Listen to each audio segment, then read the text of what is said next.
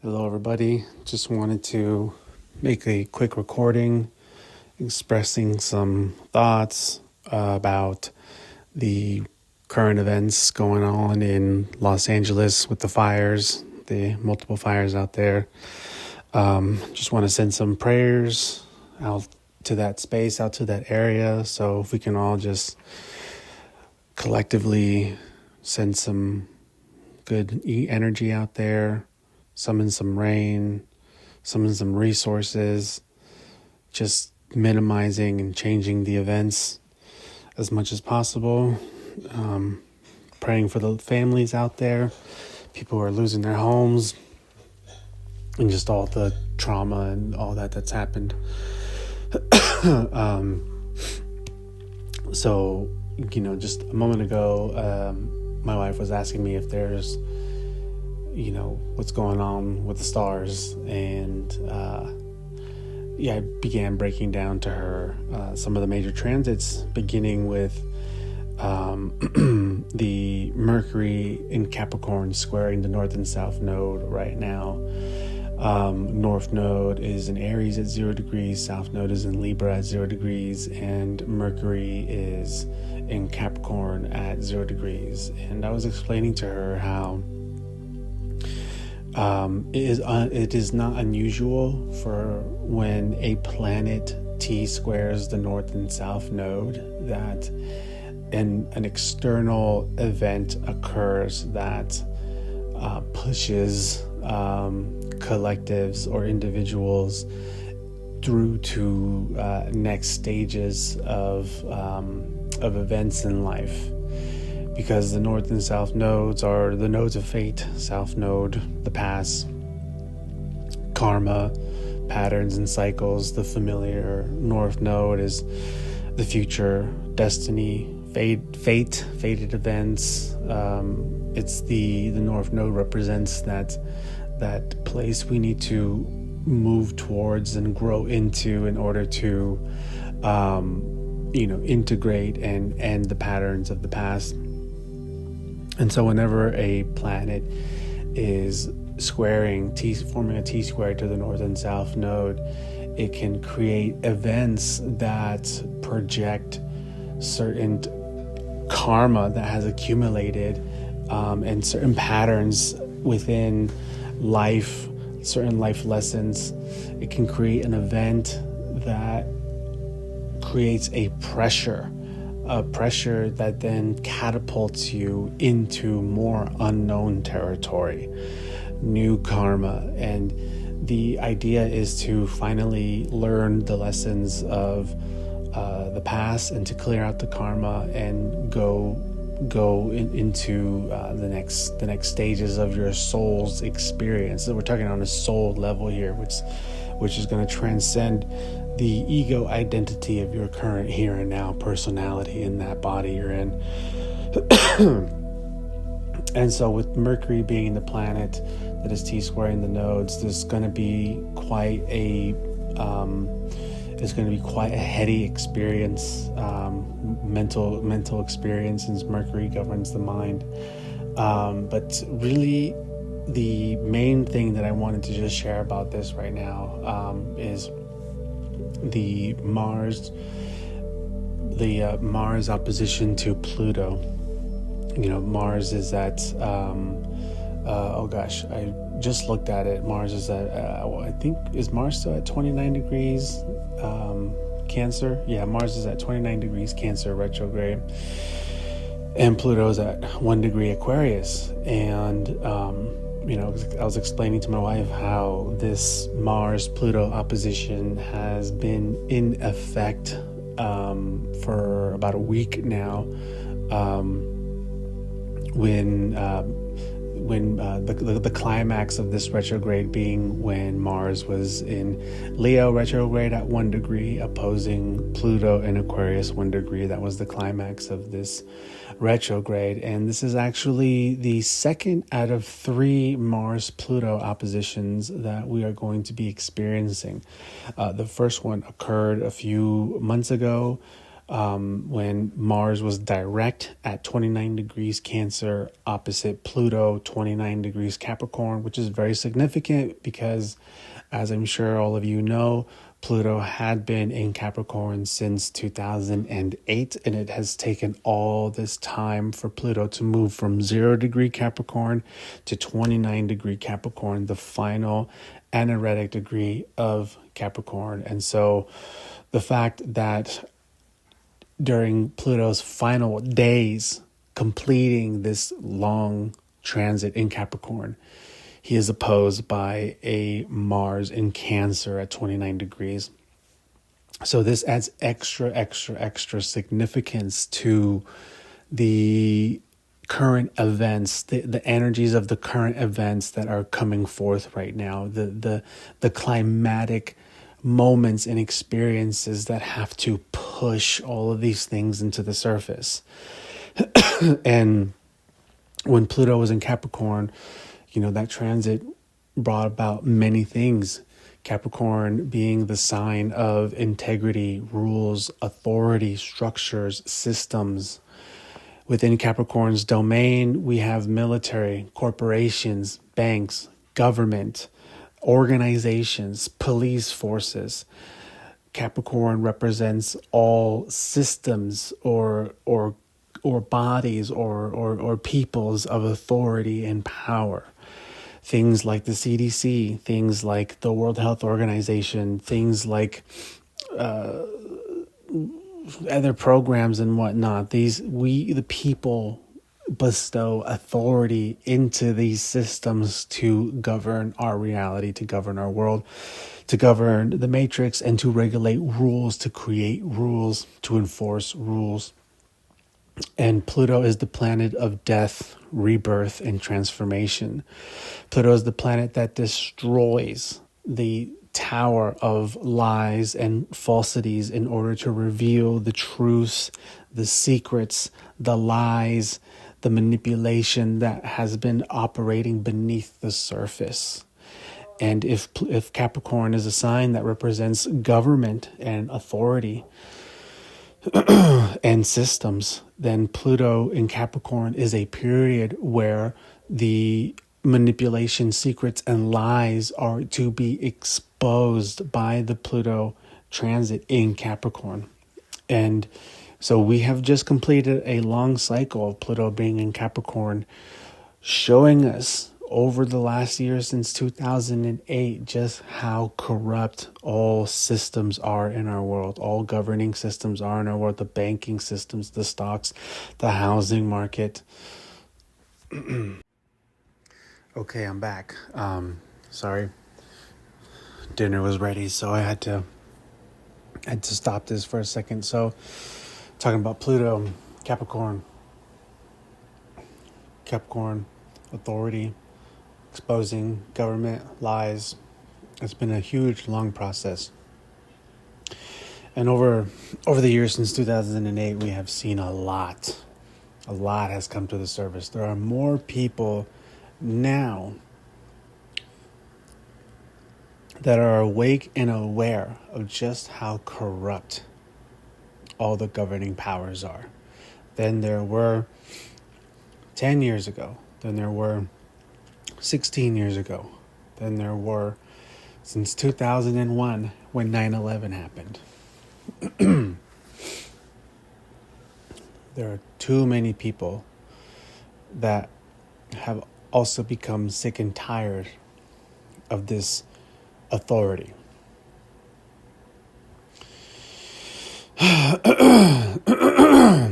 So now Pluto in Aquarius representing humanity, society, collectives, advanced energies, more genius energy. Aquarius connects us to a higher mind, connects us to this sense of knowingness, and opens up the door for us to connect to frequencies and energies such as entities and different streams of consciousness that allow us to download and channel knowledge and information from places that seem out of this world. And so we've been going through a Mars-Pluto opposition. And the first Mars-Pluto opposition started at the 29 degree point, 29 degree Cancer, Mars, 29 degree Pluto, Capricorn, and this opposition is a big deal. Excuse me. So this second Mars-Pluto opposition occurred when Mars went retrograde. Mars retrograded and then contacted Pluto once again in a 180 degree opposition but this time Pluto was in Aquarius 1 degree and Mars was in Leo 1 degree. And here Mars in Leo, this is our ego, this is our pride, these are our skills and our talents, this is our confidence in our character, our roles that we play in our life, how we express ourselves, how we allow ourselves to experience joy, to express joy. Mars in Leo, this is having a sense of courage, a sense of pride, a sense of confidence within yourself. However, going retrograde, this sort of takes those Leo themes and inverts it, where we may experience a lack of confidence or triggers within our own self-awareness that remind us of deeper insecurities and perhaps move us into a vulnerable, sensitive point where our pride may be easily bruised and we are more reactionary to respond in an aggressive manner with that Martian energy to react in dramatic ways, defending ourselves. Whether it's a insecurity that's happening privately, internally, or something externally that challenges you. And something that I was explaining to Shelley of what's interesting that had only came to me in the moment was how Leo is also the celebrity in the zodiac. Leo is the king, the queen, the celebrity, the one that attracts all the attention when they walk into a room. They are the diva, the star, the Hollywood actress. Leo is the actor, the actress, the performer. Leo is the performer. And so it's interesting that, Mars and Leo being a fire sign, Mars being conflict, assertive, action, and opposing Pluto in Aquarius, collective, humanity, and Pluto representing death. Anytime we have a Mars-Pluto opposition, this is a battle of willpower. This is a battle of ego, pride, and willpower. And Pluto is always the more stronger, dominating force, representing death and rebirth. And also explosion of the deep shadows within the unconscious, within those crevices, those corners of your brain and your subconscious. And so super interesting because now Mars is back at 29 degrees Cancer. Mars re-entered Cancer, I think maybe about 2-3 days ago. And Pluto is still within a 2-3 degree orb of a 180 degree opposition to Pluto in Aquarius 1 degrees. And so something that I just found interesting was how with Mars representing those things I had just explained, including actors in Hollywood and that sort of stuff, celebrities, people of fame, and with Mars going retrograde back into Cancer representing home, the house, the household, and with Mercury making the T-square to the North Node in Aries, South Node Libra. I just find it interesting that now we are seeing like how an area within Los Angeles where Hollywood elites reside, where people of sort of prestigious statuses of fame and fortune reside in the Palisades, in Malibu, in Santa Monica, in those areas. The houses are on fire, and this is all part of I'm not saying that these houses are all part of, but like these transits that we are going through right now are part of a big deal where we are coming to this point where post Pluto and Capricorn, where we are coming to the point where we're having to integrate that awareness now that the systems, the governing powers are corrupt and there are lies and secrets and manipulations, because over the last 16, 17 years with Pluto and Capricorn, we can all now recognize a pattern, and there's a clear division within people in America and the world right now, where there are what majority calls conspiracy theorists, who are actually conspiracy realists and so far have been right nearly about everything. And there are those who still fall in line and believe the matrix, believe the system, believe the prison, believe their authorities, believe their captors, believe the corporate overlords. And so we have this clear division. So even within those groups of people who are still asleep and are trying to protect their matrix, they are prison guards of their own prison. We are coming to this point now where it is becoming more and more undeniable of all the patterns that have been revealed to us over the last several years. Even especially the more recent patterns in people posing these challenging questions to these coincidental events, with like Lahaina having no water available in the fire hydrants to help fight the fires. And here we have in Los Angeles no water within the fire hydrants. We can see that in the months beforehand, insurance companies, pulled their policies in insuring houses from fires. And even here where I live in North Carolina, many people are opening their eyes or are seeing how the Hurricane Helene was not a natural phenomenon, and that hurricane, the weather patterns are being manipulated. All the weather patterns are being manipulated with the use of technologies, and who is doing this? Who are the people in power doing this? The last time Pluto was in Capricorn was approximately 250 so odd years ago, when America became an independent country. Right around that time, before America became an independent country, Pluto just entered Capricorn, and that was around the time where within the 13 colonies, the citizens living here in America were getting fed up with the taxation policies coming from the monarchs.